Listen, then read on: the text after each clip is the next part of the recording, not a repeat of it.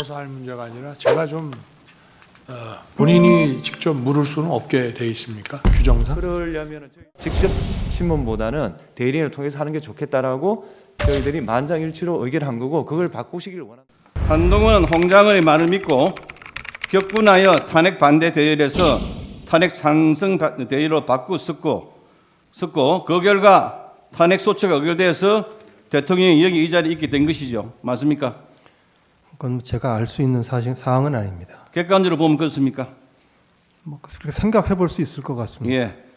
홍장은은 정치 중립을 지키지 않았다는 이유로 윤석열 대통령에 의해서 해임되었는 바 윤석열 대통령이 대통령직을 유지하는 한 홍장은이 국정원에 복귀하거나 다른 공적인 자리를 차지한다는 것은 불가능한 것이죠.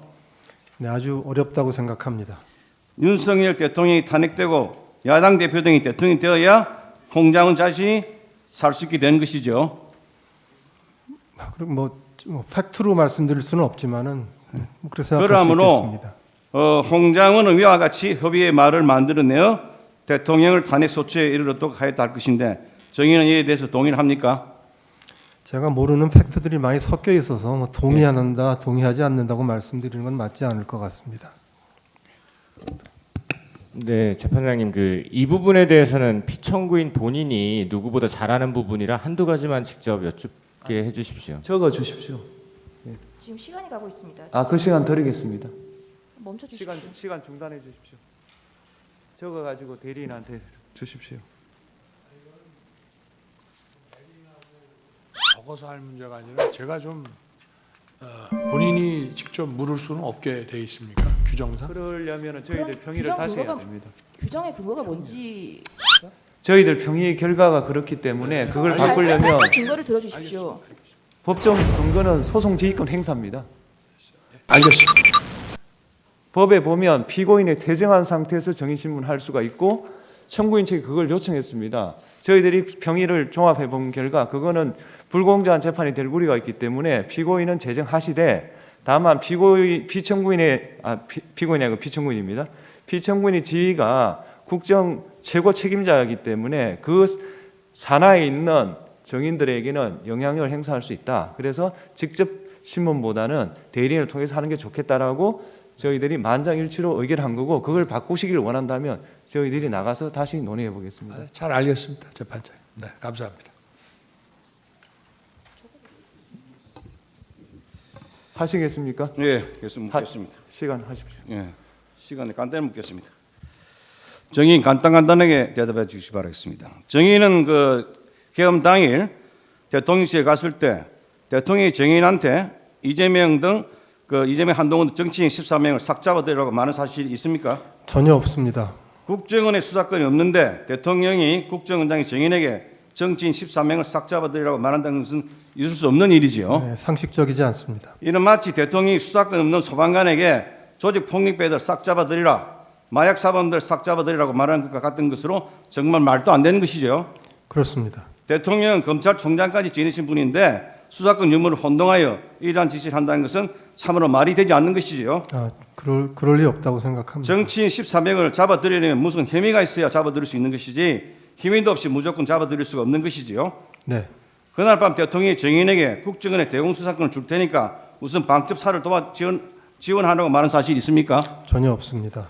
국정원에 대공수사권이 주어지기 위해서는 국회가 법률로 가능토록 해야 하는 것이지 대통령이 대공수사권을 준다고 하여 줄 수 있는 것이 아니지요. 네, 이렇게 말도 안 되는 사항을 대통령이 정인에게 말할 수 없는 것으로 대통령이 이러한 사항을 국정원 1차장이 홍장원에게 말한다는 것도 있을 수 없는 것이죠.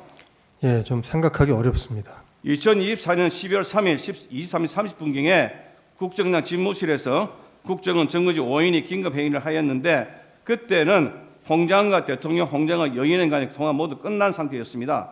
만에 하나 대통령이 홍장원과의 두 번째 통화에서 대통령이 홍장원에게 잡아들이라 했다 이런 이야기를 했다고 한다면 홍장원은 당연히 이 정무직 5인 긴급회의에서 이 중요한 사항을 말해야 하는 것이죠.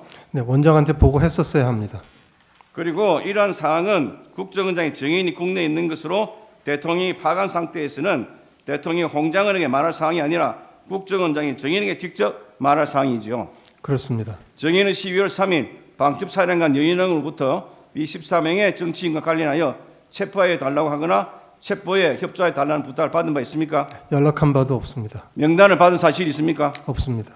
마지막으로 하나만 더 묻겠습니다. 1차 탄핵 소추안에 보면 이렇게 되어 있습니다.